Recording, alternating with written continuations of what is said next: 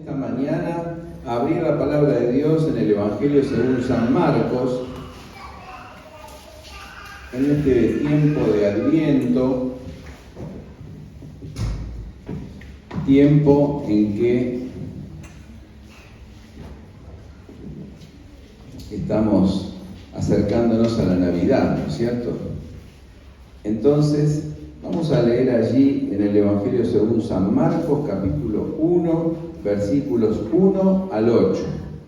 Evangelio según San Marcos, capítulo 1, versículos 1 al 8. Dice el texto así: el origen del Evangelio de Jesucristo, el Hijo de Dios. Como está escrito en el profeta Isaías: he aquí, envío mi mensajero delante de ti, quien preparará tu camino. Voz del que clama en el desierto: preparen el camino del Señor, enderecen sus sendas. Así Juan el Bautista apareció en el desierto, predicando el bautismo del arrepentimiento para perdón de pecados.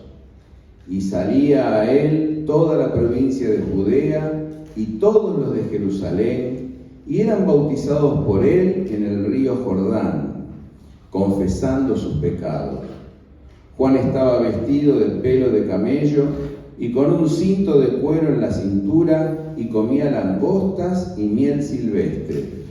Y predicaba diciendo: viene tras de mí el que es más poderoso que yo, a quien yo no soy digno de desatar agachado la correa de su calzado. Yo los he bautizado en agua, pero él los bautizará en el Espíritu Santo. Muy bien, hasta aquí nuestro texto en esta mañana. ¿Ha venido el Mesías? Una pregunta importante, ¿no es cierto? Ustedes saben que para nosotros los cristianos ha venido el Mesías. Pero, por ejemplo, en el judaísmo se cuestiona la venida del Mesías, ¿no es cierto?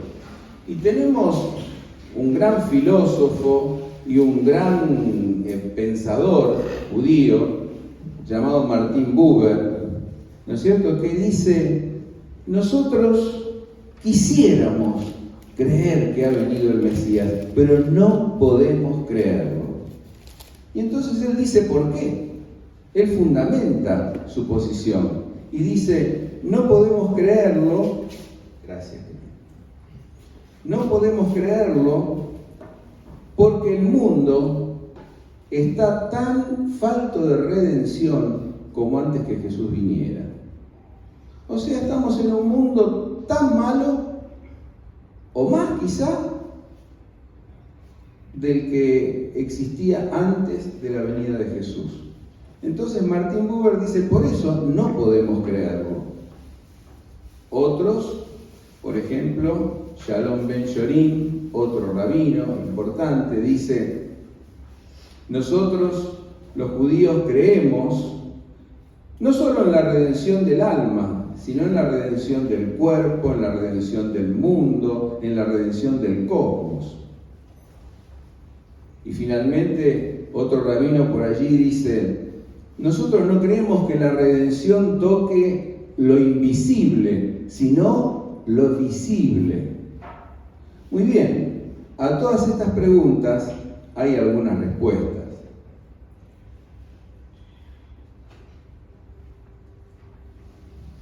La primera respuesta es que todavía el reino de Dios no se ha instaurado sobre la tierra en forma plena. Pero sí Jesús es un anticipo del reino de Dios. Y si nosotros negáramos que Jesús es un anticipo del reino de Dios, siempre pensando en esta pregunta: ¿ha venido el Mesías? Si nosotros negáramos que Jesús es un anticipo del reino de Dios, entonces tampoco tendríamos que creer en la ley, tampoco tendríamos que creer en un pueblo escogido, tampoco tendríamos que creer en los profetas, y entonces caería no solamente el cristianismo, sino el judaísmo. Dios se revela en la historia. Dios se ha revelado en la ley, Dios se ha revelado al llamar a un pueblo, Dios se ha revelado en los profetas y finalmente en los postreros tiempos nos ha hablado por el Hijo, a quien ha constituido heredero de todo. Amén.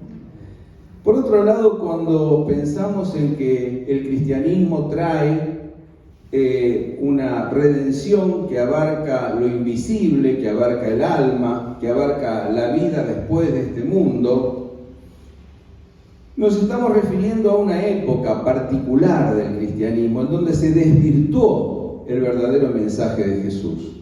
Porque Jesús, fíjense ustedes, sanó enfermos, se ocupó del cuerpo, no solamente del alma, perdonó pecados, también se ocupó del alma, ¿no es cierto? Dio vida eterna, también se ocupó del alma, pero también realizó una suerte de impacto social que lo llevó a la cruz, porque Jesús no fue a la cruz por casualidad. En primer lugar, fue a la cruz acusado de sedición. Ese era su cargo, esa era su acusación.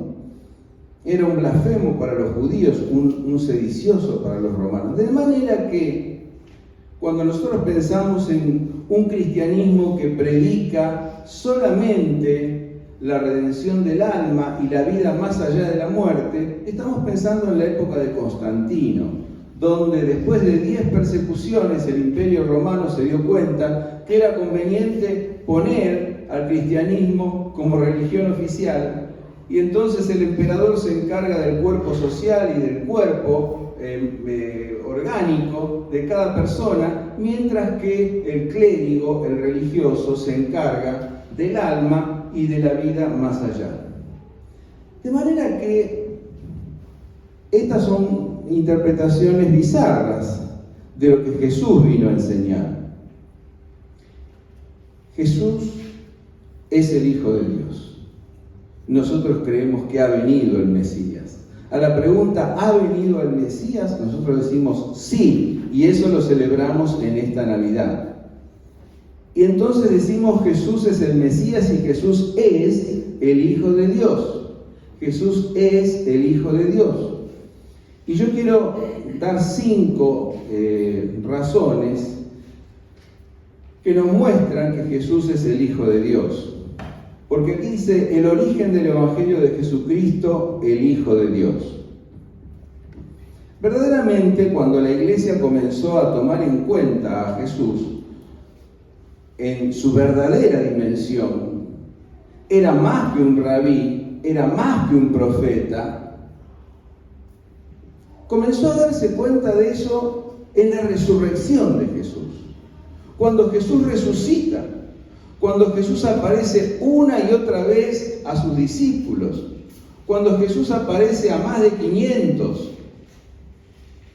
hubieron múltiples testigos de la resurrección de Jesús.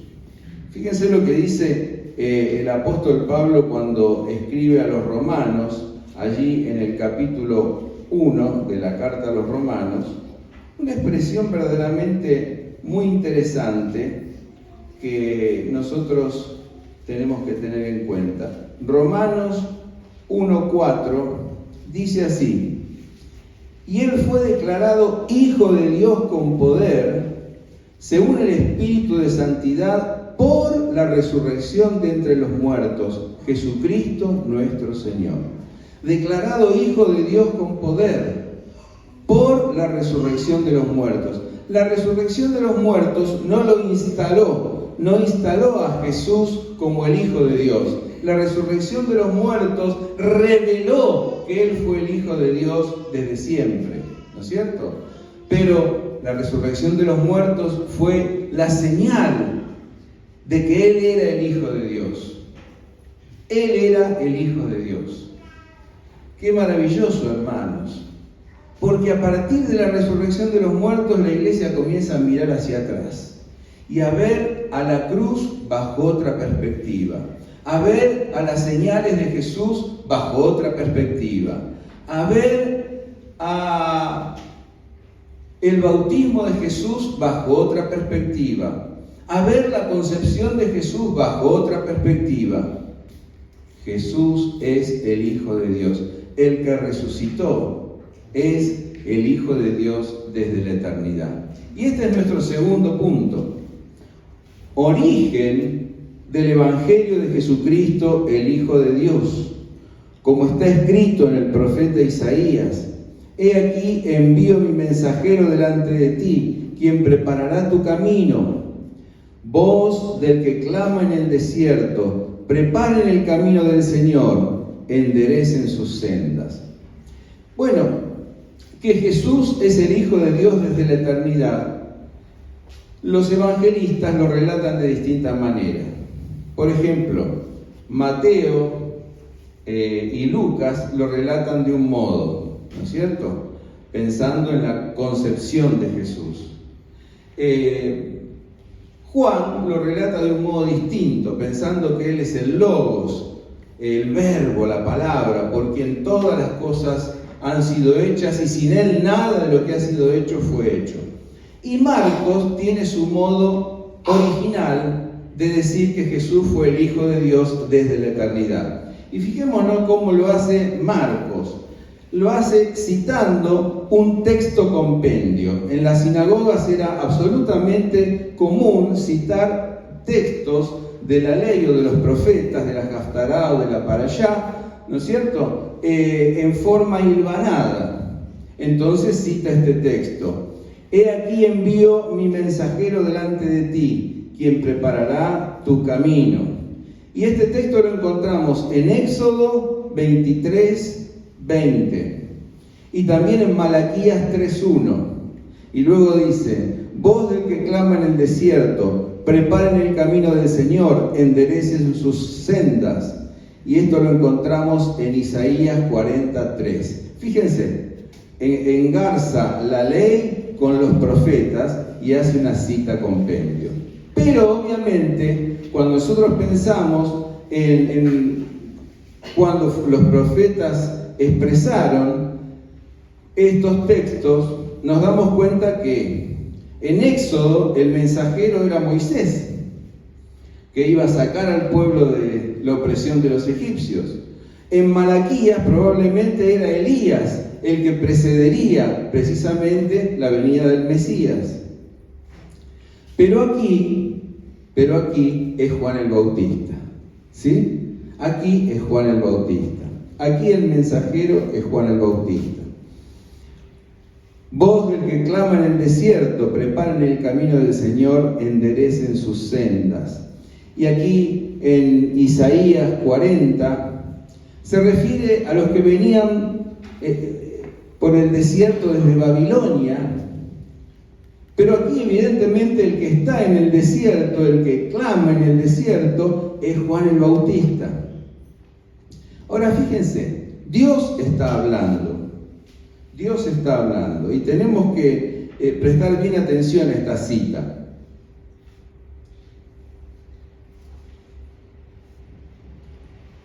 En primer lugar, envío a mi mensajero delante de ti.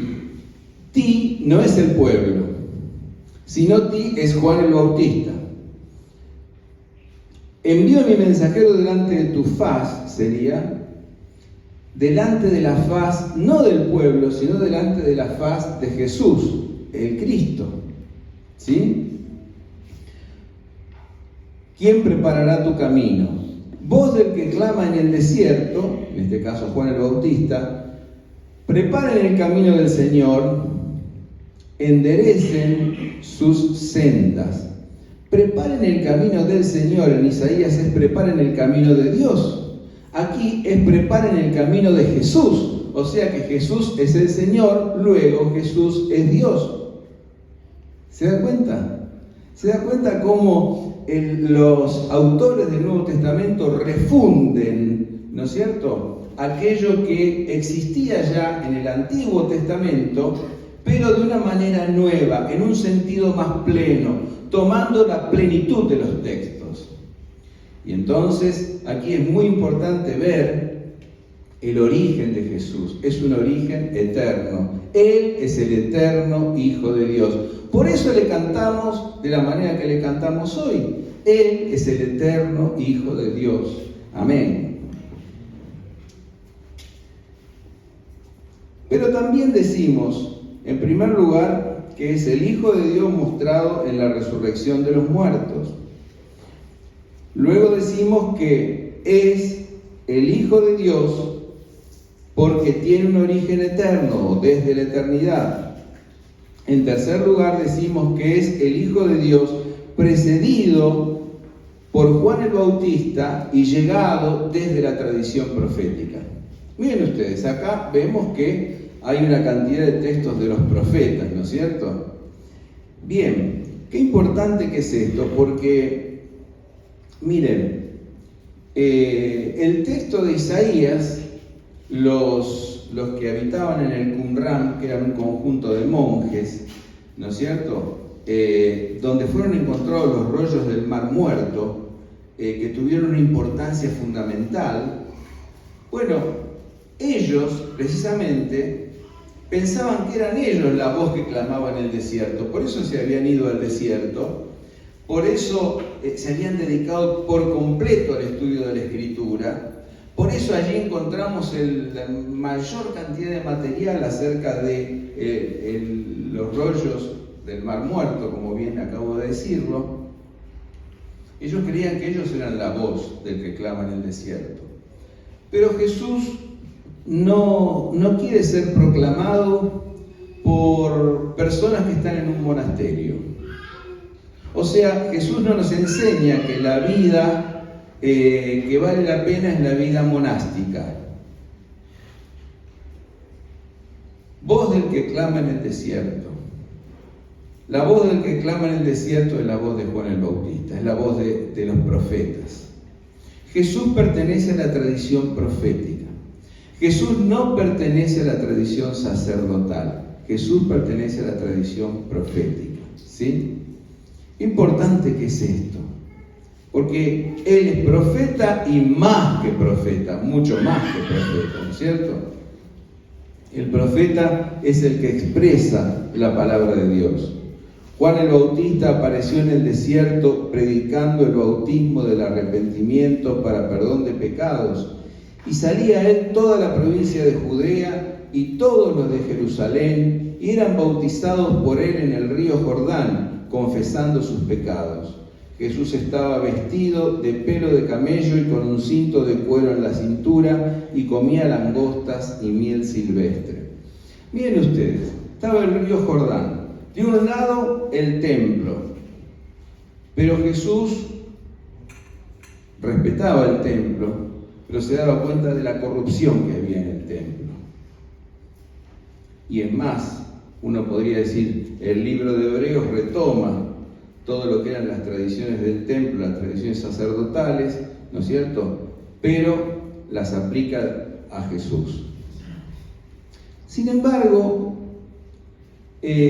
Juan el Bautista estaba del otro lado, vestido de una manera muy particular, muy peculiar, dedicado a comer cosas sencillas y con una vestimenta muy sencilla, llamando al pueblo al arrepentimiento, como una alternativa al templo, ¿no? Mientras en el templo se pensaba que había que venir a hacer sacrificios, ¿no es cierto? Y entonces ya estaba todo bien. Como cuando nosotros pensamos, bueno, tenemos que venir a la iglesia, domingo tras domingo, traer nuestras ofrendas, está todo bien.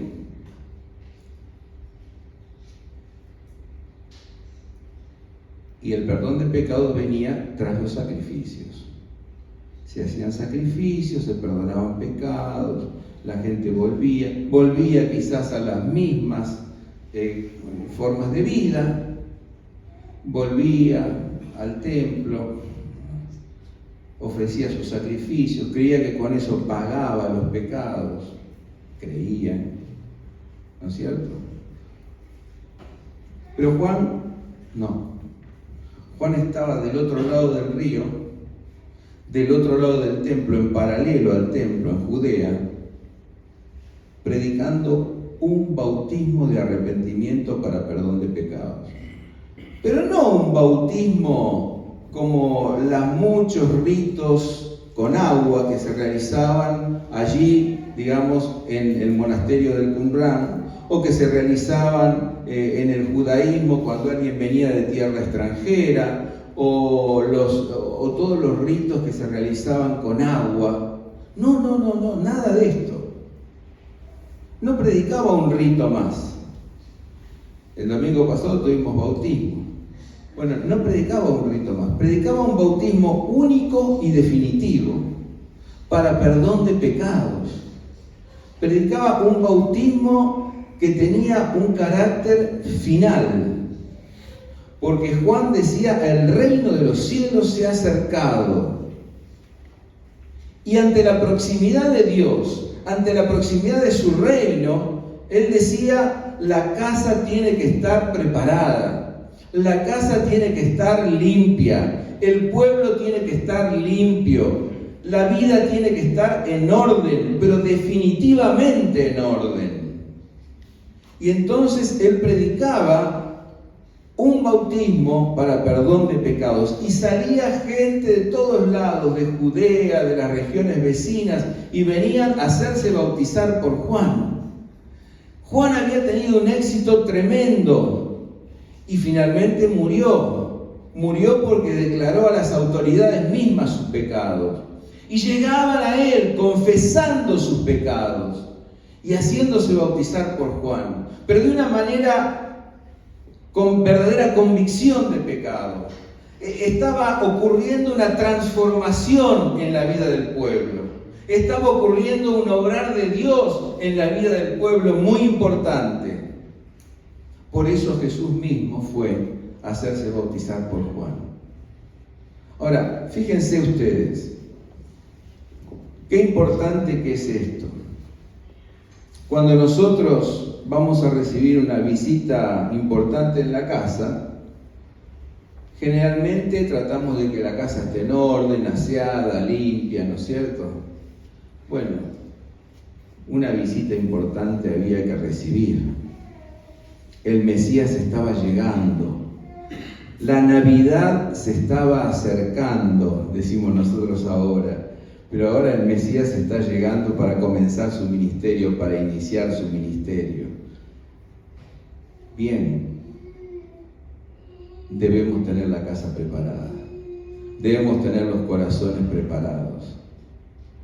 Por eso decimos, levantemos los corazones para que Dios obre. Levantemos las manos para que Dios derrame su gracia sobre nosotros. Y entonces llegaban para hacerse bautizar, confesando sus pecados. Y no solamente los individuales, sino los sociales. Venían los soldados por un lado, ¿y nosotros qué haremos? Y venían los publicanos por otro lado, ¿y nosotros qué haremos? Y Juan hablaba a cada grupo social, cómo tenía que enderezar las sendas, cómo tenía que enderezar sus caminos. Ahora, fíjense ustedes. Dice nuestro texto que Jesús viene como Hijo de Dios de la tradición profética y ahora precedido por Juan el Bautista, quien allana el camino para la llegada del Rey. En cuarto lugar, Jesús es el Hijo de Dios porque es el hombre más poderoso, pero más humilde que existió sobre la faz de la tierra. Atiendan esta paradoja, Más poderoso, pero más humilde que existió sobre la faz de la tierra. Y Juan predicaba diciendo, viene tras de mí el que es más poderoso que yo, el Hústeros, el más fuerte que yo, a quien no soy digno de desatar agachado la correa de su calzado. Hermanos, qué fuerte, ¿no? Juan el Bautista, este hombre austero, este hombre sencillo, este hombre que estaba en el desierto, este hombre que vivía rectamente, decía: yo no soy digno siquiera de desatar la correa de su calzado. ¿Sabe quiénes desataban la correa del calzado? Los alumnos a sus discípulos, los alumnos a sus maestros, o los discípulos a sus maestros. Y desataban la correa del calzado los esclavos a sus amos. Con esto Juan el Bautista está diciendo: yo no puedo ser ni siquiera discípulo de él, yo no puedo ser ni siquiera esclavo de él, porque no soy digno. Mis hermanos, cuanto más cerca estamos del Señor, un sentimiento de mayor indignidad sentimos en el corazón. ¿Quién de nosotros es digno? ¿Quién es digno?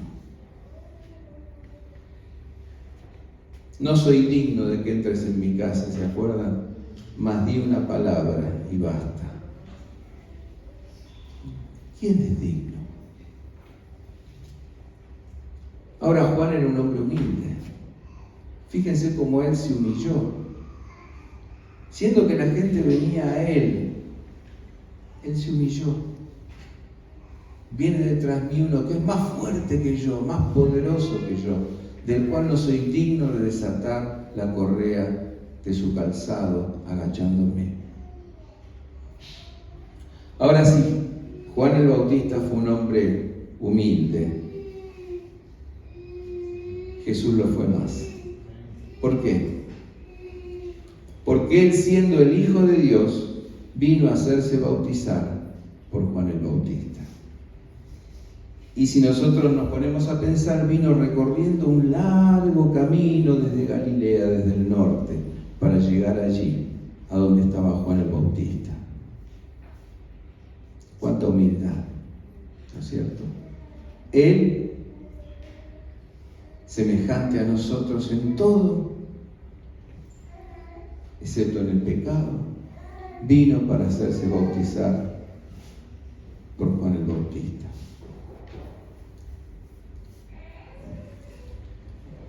Siendo más fuerte, siendo más poderoso, vino para hacerse bautizar por Juan el Bautista. Hermanos, el que se humilla será enaltecido, y el que se exalta será humillado.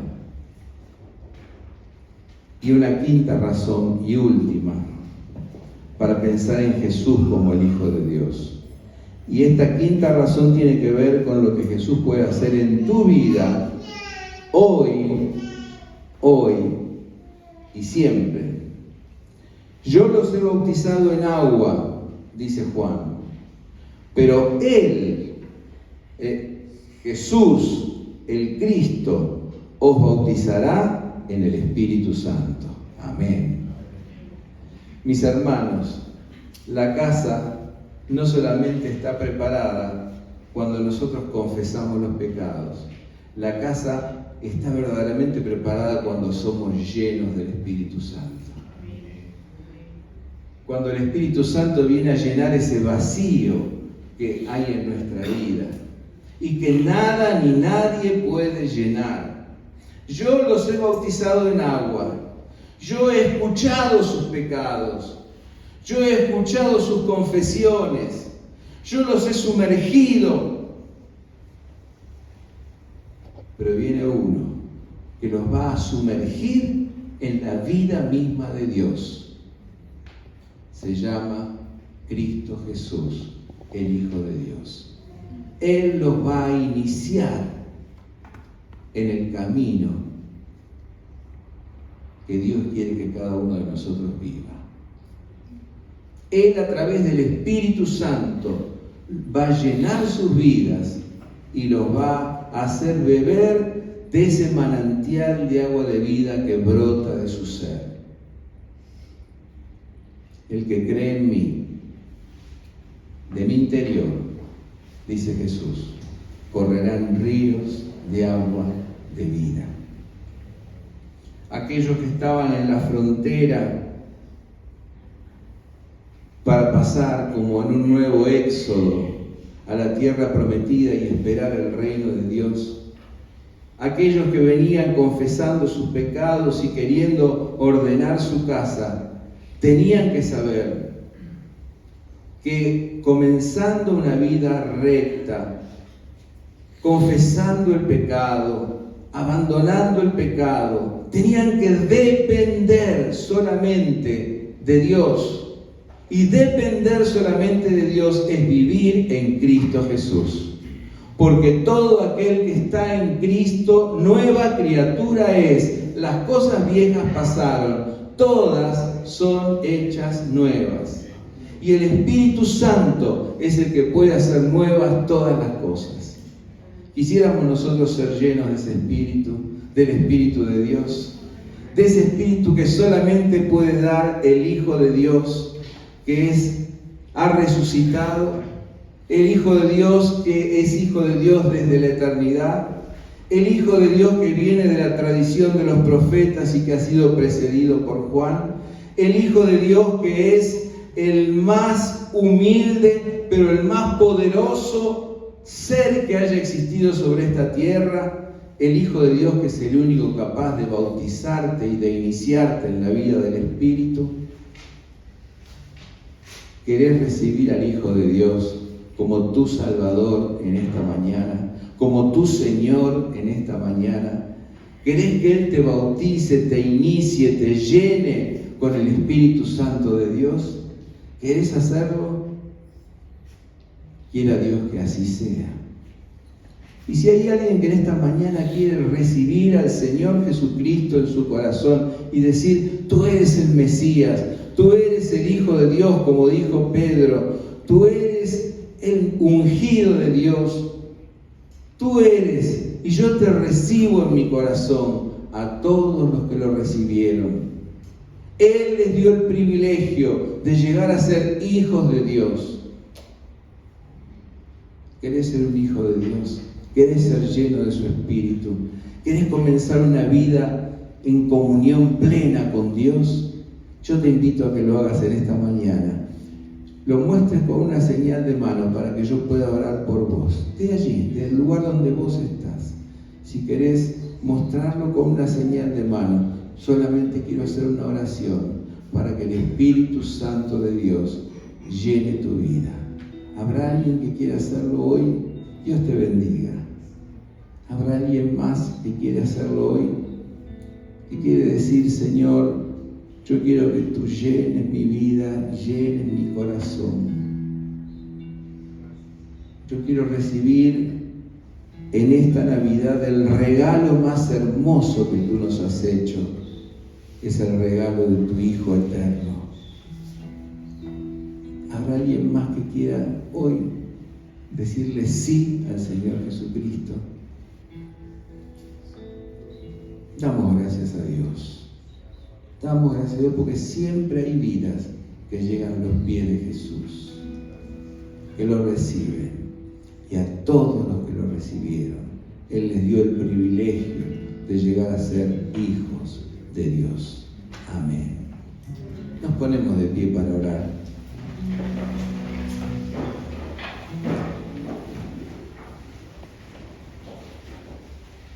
Señor, te damos gracias porque en esta mañana te reconocemos como el Hijo de Dios. Te reconocemos y te exaltamos y te alabamos como el Hijo de Dios. Te reconocemos como el Señor de nuestra vida. Y quisiéramos que seas nuestro dueño, que seas nuestro Señor. Quisiéramos que nos llenes de tu Espíritu Santo. Quisiéramos, Señor, que nos muestres claramente tu voluntad y que nos des esa vida que baja de tu trono